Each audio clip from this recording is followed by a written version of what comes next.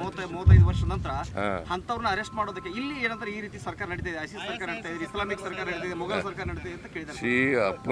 ಅಪರಾಧಿನೇ ಯಾವಾಗಲೂ ಅನ್ಲೆಸ್ ಕೋರ್ಟ್ನಲ್ಲಿ ಅಕ್ವಿಟ್ ಆಗೋವರೆಗೂ ಕೂಡ ಅವ್ರ ಅಪರಾಧಿನೇ ಅಲ್ವಾ? ಟೈಮ್ ಆಗಿಬಿಟ್ಟ ತಕ್ಷಣ ಅಪರಾಧ ಹೋಗ್ಬಿಡ್ತದ?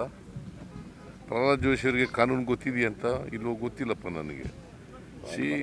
ಸಮಯ ಆದ ತಕ್ಷಣ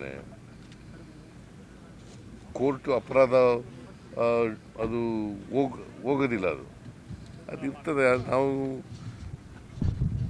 ಹೋಮ್ ಮಿನಿಸ್ಟ್ರು ಹಳೆ ಕೇಸ್ಗಳನ್ನೆಲ್ಲ ಚುತ್ತ ಮಾಡಿ ಅಂತ ಹೇಳಿದ್ದಾರೆ. ಅವರು ಅದಕ್ಕೋಸ್ಕರ ಹಳೆ ಕೇಸ್ನಲ್ಲಿ ಯಾರ್ಯಾರು ಇದ್ರು ಅವ್ರನ್ನ ವಿಚಾರ ಮಾಡಿದ್ದಾರೆ.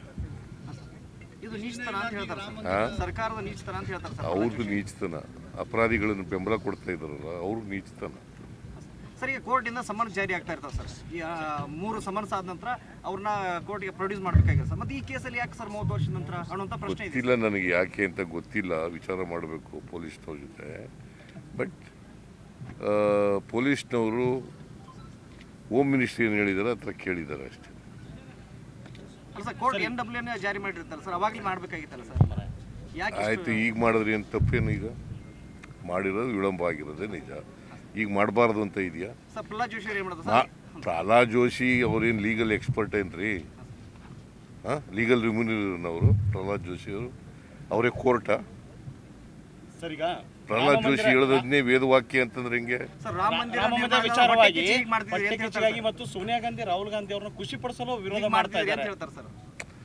ಪ್ರಹ್ಲಾದ್ ಜೋಶಿ ಅವರು ರಾಜಕೀಯವಾಗಿ ಮಾತಾಡ್ತಾ ಇದ್ದಾರೆ, ಕಾನೂನು ರೀತಿಯ ಮಾತಾಡ್ತಾ ಇಲ್ಲ. ಕಾನೂನು ಏನು ಹೇಳ್ತದೆ ಅದನ್ನು ಸರ್ಕಾರ ಮಾಡ್ತದೆ.